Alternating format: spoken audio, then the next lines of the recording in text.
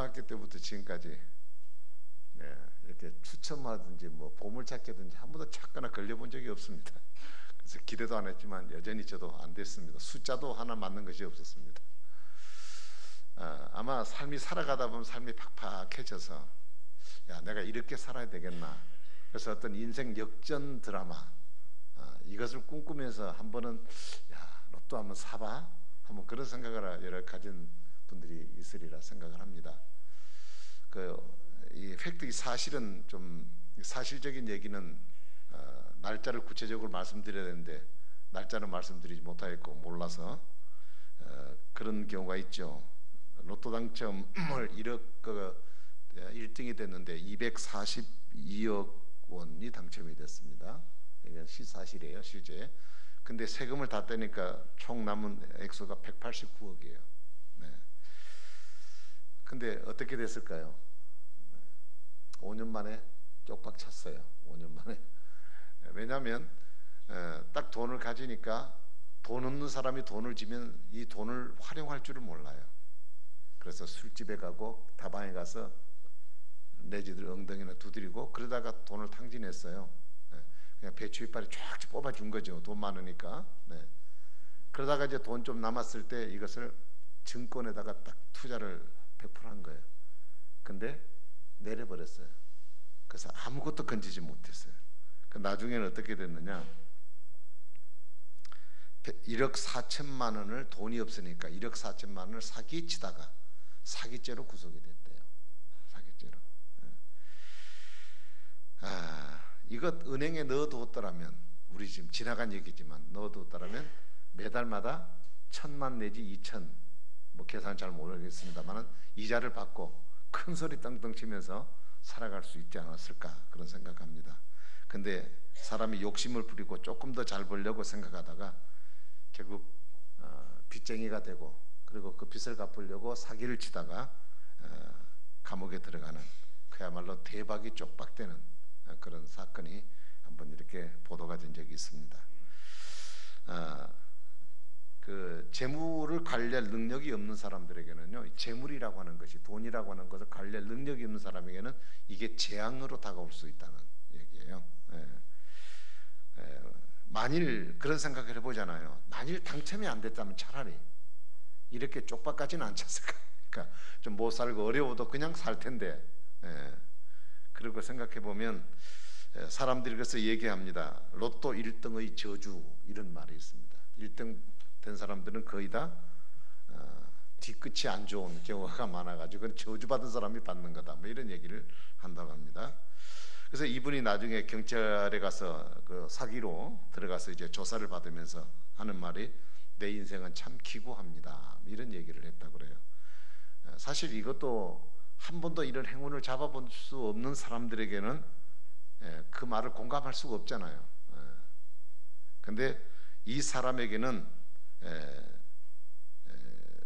그 뭐랄까요, 차라리 내가 이 당첨을 되지 않았더라면 이런 꼴까지는 되지 않았을 것이다 라는 생각이 그 삶을 아마 이렇게 붙잡았던 것이, 지배했던 것이 아닌가 생각합니다. 그래서 인생의 삶이라고 하는 것은 한자 사자성어로 일장춘몽, 그렇습니다. 꿈입니다. 꿈과 같은 거예요. 근데 그것을 우리는 최고의 가치로 알고 인생을 거기에 우리가 다 걸고 살 때가 많습니다. 여러분, 우리가 사람이 잘 사나 못 사나 다 모든 사람이 사는 것은 기구한 삶을 살아가고 있습니다. 잘 사는 사람에게는 언젠가는 다 없어져 버릴 어려운 때가 찾아올 것이고, 또 못 사는 사람에게는 언젠가는 또 한번 쨍 하고 빛날 날이 있을 것이고, 그렇죠. 그래서 어떤 분은 그랬어요. 그 대공원 가면 이렇게 막 기차 막 휘젓고 가는 거 있잖아요. 롤러코스터라고 하는 거.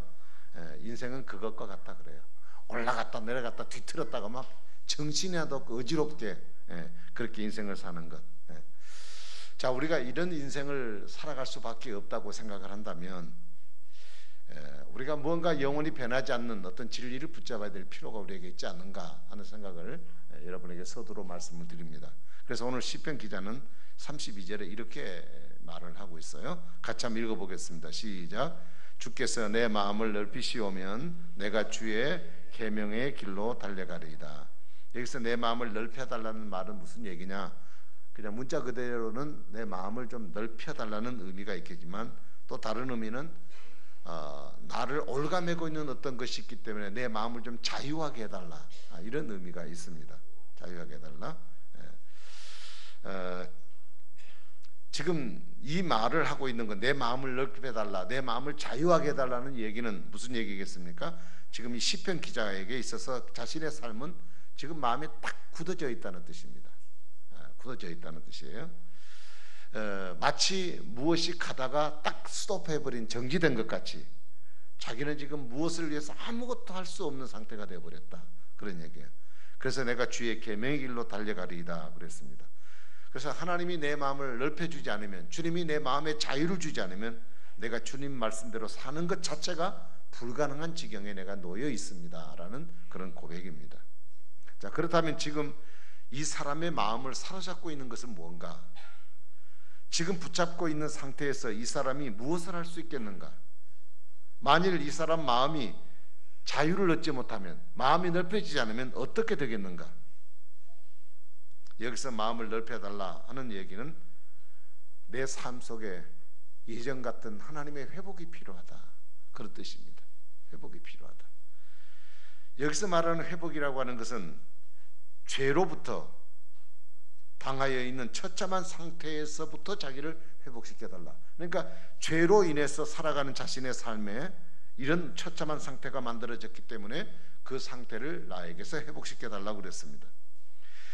그가 그보다 자신 안에서 일어나는 수많은 시험들이 있을 거고, 살다 보면 삶의 주변에 많은 사람들과 환경들로부터는 환경의 어떤 그 유혹들이 있을 거란 얘기죠.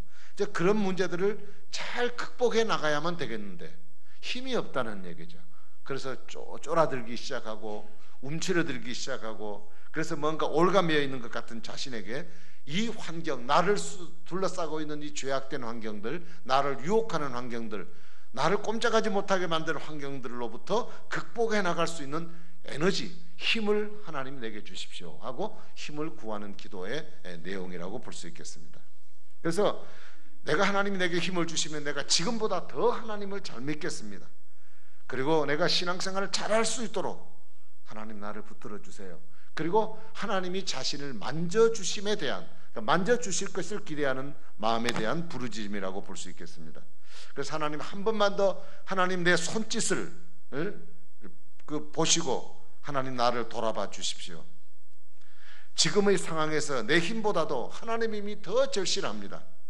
그러니까 나를 도와주십시오 하는 애타는 심정으로 죽음의 위기에 처해 있어서 손을 들고 뭔가를 구하는 그런 모습이 바로 오늘 본문에 나타나는 말씀의 내용이라고 볼 수가 있겠습니다. 그래서 오늘 이 시편 기자는 자신의 모든 것을 이 본문을 통해 이제 낱낱이 그렇게 공개를 합니다.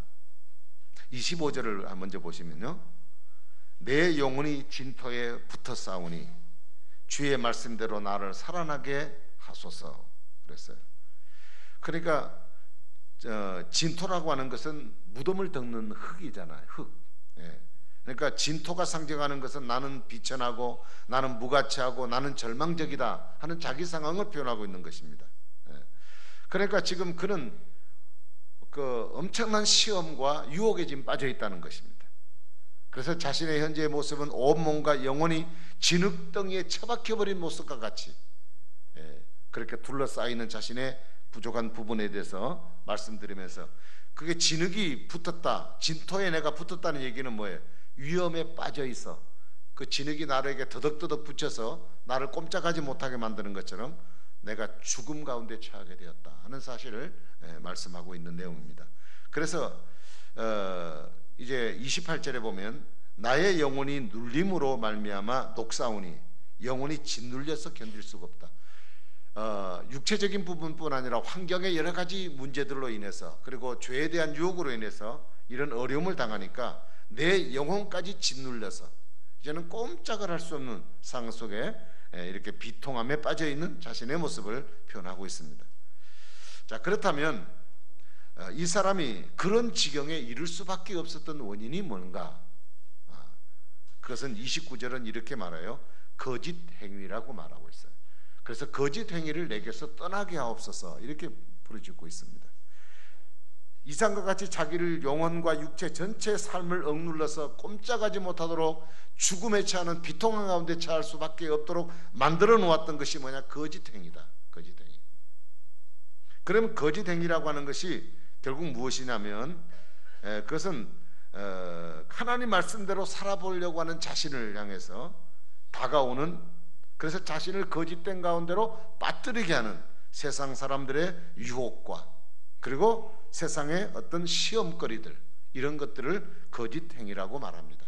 그러니까 사실이 아닌 가짜가 마치 나를 행복하게 해줄 것처럼 내게 다가와서 나를 둘러싸고 있는 많은 환경들, 이런 것들로 인해서 그 자신의 삶을 괴롭히고 힘들어하고 있기 때문에 육신을 가진 자신으로서는 그렇게 살아서는 안 되는 자를 알지만, 그러나 그런 유혹거리가 자신의 마음속에 들어오고 삶에 들어와서 자신을 이렇게 힘겹게 무겁게 만들어 버렸다고 이야기를 합니다. 그래서 그는 하나님의 도움의 손길을 요구하는 것이죠. 하나님이 내 마음을 만져주시기만 하시면, 그래서 영혼을 무너뜨리는 현실을 잘 이기고 살아갈 수 있도록 하나님께서 위로와 격려가 내게 필요하다는 것을 강구하고 있는 내용인 것입니다. 자, 이런 자신의 그 처지를 26절에 또 이렇게 고백하죠. 내가 내 행위를 아뢰매 주께서 내게 응답하셨사오니 이랬어요.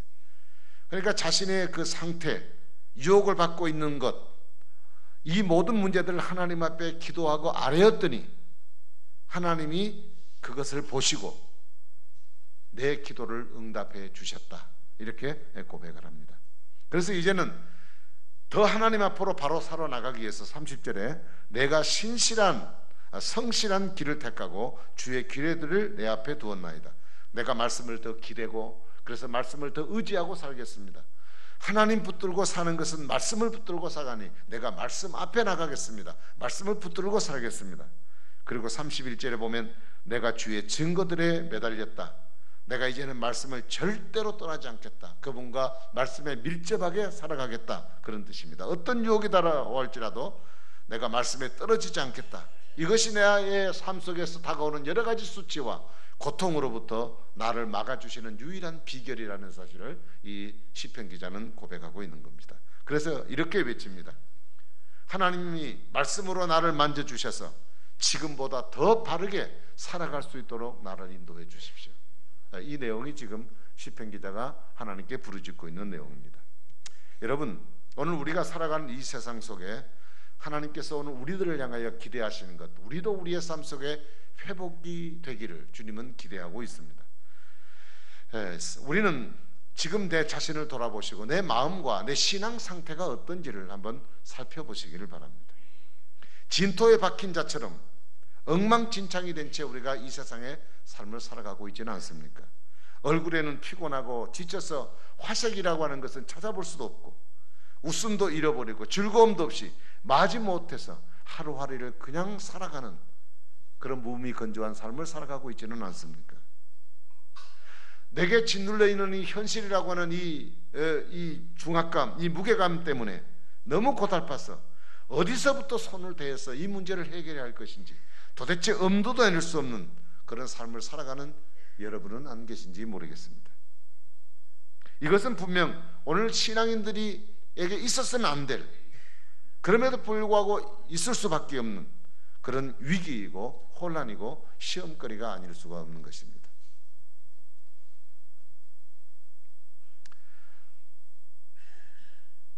여러분, 이런 상황들은 목사에게도 찾아오고 여러분 개인들에게도 찾아오고 믿음의 사람들에게 자주 찾아옵니다. 근데 신앙인의 진정한 모습은 사실 여기서 자기를 발견할 수 있게 되는 것입니다. 오늘 여러분 설교를 들으면서 나는 아직 저 정도는 아닌 것 같아, 그래서 살만하니까 그냥 나는 이대로 살아도 좋아, 이렇게 생각하고 전혀 내 삶 속에 있는 어떤 문제의식을 느끼지 못하고 살아가는 분들이 있을지 모르겠습니다. 여러분은 여러분 자신을 그렇게 생각한다 할지라도 하나님께서는 나를 보실 때도 그렇게 생각하실까? 라오디게아 교회를 잘 아시죠? 아시아 7교회 요한계시록 3장에 나오는 라오디게아 교회가 나옵니다. 그 교회는 그런 얘기를 해요. 나는 부자야. 나는 부요해서 나는 부족한 것이 아무것도 없어. 이렇게 얘기했어요. 하나님 앞에서. 그러니까 하나님이 뭐라고 말씀하냐면 네가 곤고하고 가련하고 가난하고 눈멀고 벌거벗은 것을 알지 못하는도다. 그러면서 하나님 말씀이 하는 말씀이 내가 너를 토해버리고 싶다. 이렇게 얘기를 하셨어요. 구토는 왜 나와요? 속에서 잘못된 음식이 들어가니까 그게 충돌되어서 미식거림으로 이렇게 나오는 것 아니겠어요? 하나님이 나를 품으심이 내가 너를 토해버리고 싶다는. 하나님이 우리를 보시는 관점과 우리가 우리를 보는 관점에 차이점이 있을 수 있다는 얘기. 그래서 우리는 오늘도 말씀을 들으면서 내 자신의 상황을 돌아보면서 나는 어떤 상황인가 한번 여러분 돌아볼 수 있기 바랍니다. 저로부터 우리 모두는 다 회복이 필요한 사람들입니다. 회복의 정의는 뭐냐? 하나님의 만져주심입니다. 하나님의 만져주시는 손길이 나를 다시 살리는 능력을 갖게 만들어주는 것입니다. 근데 명심해야 될 것이 있습니다. 내가 이 회복을 위해서 아무것도 하지 않으면 하나님 회복은 내게 아무것도 일어나지 않습니다. 그러나 하나님은 회복을 위해서 몸부림치며 사모하는 자에게 하나님께서 말씀으로 만져주십니다. 진정으로 회복하기를 원한다면 자신의 상태를 잘 진단해야 돼요. 내 신앙과 내 삶에 어떤 문제가 있는지, 지금 나를 힘들게 하는 것이 도대체 무엇 때문인지 우리는 그것을 찾을 수 있어야 한다는 말이에요. 여러분, 우리의 삶 가운데 유혹이라고 하는 것은 시험거리는 늘 있습니다. 이런 유혹과 시험이 없는 신앙생활은 없습니다. 아무리 예수 잘 믿고 아무리 기도생활 많이 해도 우리가 인간이 죄 아래 살아가는 인간이 생활 속에 겪어야 될 보편적인 삶은 다 똑같이 그 아픔들을 가지고 사는 것입니다. 그렇기 때문에 우리에게 찾아오는 어려움이나 유혹이나 이런 것들이 우리에게 문제가 아니라 뭐가 문제냐? 그것을 이겨내지 못하고 감당하지 못하는 우리가 문제인 것입니다. 그러면 그 문제를 어떻게 감당해야 할 것이냐? 오늘 성경은 시편 기자가 우리를 통해 말씀하고자 하는 내용은 말씀으로 그러한 상황을 이겨내야 한다는 것을 말씀하고 있습니다. 믿음을 지키고 몸부림치는 그곳에 하나님의 손길이 그들과 함께 하십니다. 주여 거짓된 행위를 내게서 떠나게 하옵소서. 바로 이런 고백이, 이런 몸부림이 오늘도 우리의 삶 속에 매일매일 속에 고백되는 신앙이 되어야 되고 하나님을 향한 외침이 되어야 할 것입니다. 하나님의 말씀으로 하나님은 오늘도 우리를 회복시키기를 원하시는 겁니다. 말씀은 회복을 위한 하나님의 가장 중요한 처방입니다. 이 처방이 없이는 치유와 회복이 있을 수가 없는 거예요. 여러분, 말씀을 가까이 하십시오. 말씀을 사모하세요. 말씀을 가까이 하는 나를 회복시키시고 하나님은 그 수치에서 나를 면하도록 인도해 주십니다. 여러분, 그리스도의 가장 아름답고 존귀한 모습은 뭘까요? 말씀대로 사는 것입니다.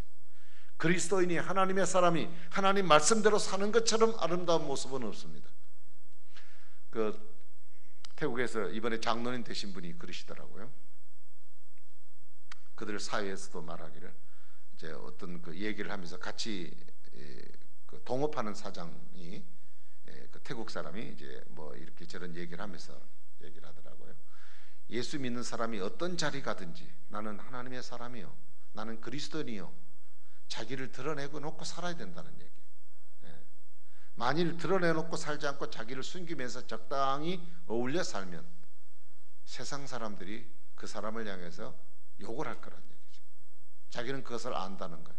그래서 자기는 어디를 가든지 나는 예수 믿는 사람이라는 것을 드러내놓고 산다고 그래서, 여러분, 예수 믿는 사람의 가장 멋지고 아름다운 모습은 말씀으로 사는 모습입니다.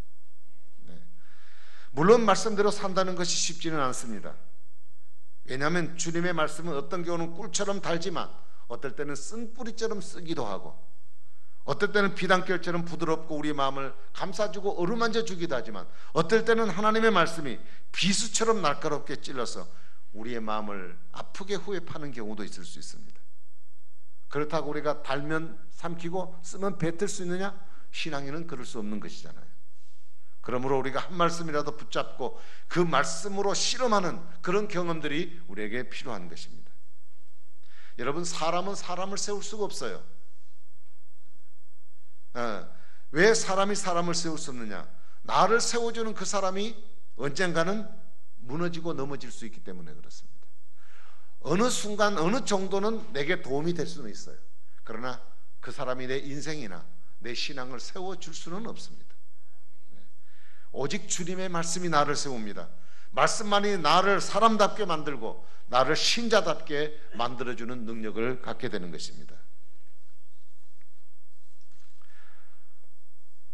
그래서 여러분, 하나님의 말씀에, 설교에 우리는 집중해야 될 필요가 있습니다.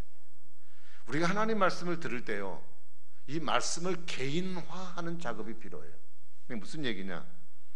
이 오늘 주시는 말씀이 도대체 나와 무슨 상관이 있는가를 찾는 것입니다. 왜 이 말씀을 내게 주시지? 왜 내가 이 설교를 들어야지? 이 말씀이 어떻게 내가 받고 이해해야 될 것인지를 찾을 수 있어야 돼요. 그 말씀이 나와의 상관적 관계를 갖지 않는다면 그 말씀은 하나의 교훈적인 얘기고 그냥 지나가는 얘기에 불과하고 우리의 삶을 세워줄 수가 없습니다. 가끔 설교를 들으면서 어떤 분들은 곁에 있는 사람을 쿡 찌를 때가 있습니다. 잘 들으라는 얘기예요. 저거 나하고는 상관없는 얘기니까 네 얘기니까 잘 들어, 그 말이죠. 그리고 집에 있는 남편을 다 그림을 그리면서 우리 남편이 꼭 들었어야 되는데 저거. 그런 경우 있습니다. 여러분, 이건 말씀을 듣는 절대 올바른 태도가 아닙니다. 하나님 말씀은 오늘 내게, 나를 위해서 주시는 말씀이에요. 나를 위해서. 그래서 말씀을 내게 주신 말씀이라는 마음을 알고 겸손하게 이 말씀을 받는 것이 우리에게 필요한 것입니다. 여러분, 제가 말씀을 맺겠습니다. 하나님은 설교를 통해서 우리를 회복시키십니다. 설교자의 입술은 하나님이 나를 회복시키려는 도구로 하나님이 사용하시는 것입니다. 그래서 말씀을 듣는 시간에 절대 졸지 마세요. 고개도 숙이지 마세요. 고개도 숙이지 마시고, 고개를 숙이거나 눈을 감거나 딴 생각하는 순간 하나님 말씀을 듣는 길을 쫙 막아버립니다. 여러분, 우리가 하나님 말씀에 방해되는 것들이 얼마나 많은지 몰라요. 이미 여러분이 생활에서 경험해진 어떤 그것이, 사고가 하나님 말씀을 가로막는 일에 아주 중요한 장애 역할을 합니다. 여러분, 말씀을 듣는 시간, 우리를 방해하는 일들을 차단하는 것이 우리에게 중요해요. 27절에 보니까 나에게 주의 법도들의 길을 깨닫게 하소서. 그리하시면 내가 주의 귀한 일들을 작은 소리로 읊조리리이다. 여러분, 말씀에 아멘으로 동참하기를 바랍니다. 설교 말씀대로 살기를 위해서 최선을 다하기를 바랍니다. 말씀만이 나를 회복시키는 오직 유일한 능력임을 알고 성경을 읽을 때나 성경을 말씀을 들을 때나 말씀 앞에서 우리는 집중하고 하나님 말씀을 듣는 자세, 그 말씀이 내게 주시는 은혜가 무엇인가를 찾고 그 주시는 의미가 무엇인가를 찾아서 그 말씀이 여러분 삶을 변화시키고 연약한 우리의 삶을 자유롭게 하고 하나님의 능력으로 다시 세움을 받게 하는 축복의 은혜가 여러분에 있기를 주의 이름으로 축원합니다. 기도하겠습니다. 자비로우신 우리 하나님 아버지, 감사합니다. 우리가 살아가다 보면 말할 수 없는 어려움들, 또 때로는 영적으로 나를 짓눌러버리는 삶 때문에 기쁨도 즐거움도 아무것도 없이 맹목적으로 우리가 생활하는 경우들이 참 많이 있습니다. 때로는 답답합니다. 울어도 힘써도 되지 않는 부분들이 있을 수가 있습니다. 주여, 오늘도 시편 기자를 통해서 우리가 깨달을 말씀은 오직 주님의 말씀인 것을 압니다. 말씀을 통해서 하나님 우리를 어루만지신다고 말씀하셨습니다. 우리가 말씀에 집중할 수 있게 하시고 우리가 말씀을 듣고 말씀을 읽는 시간에 우리의 심혈을 기울여서 그것을 통하여 새 생명을 얻고 우리가 힘을 얻고 능력을 얻어서 우리 연약한 삶이 하나님 앞에 새로워지는 기회가 될 수 있도록 인도하여 주시옵소서. 감사하옵고 예수님 이름으로 간절히 기도하옵나이다. 아멘. 우리 찬송 하나님 앞에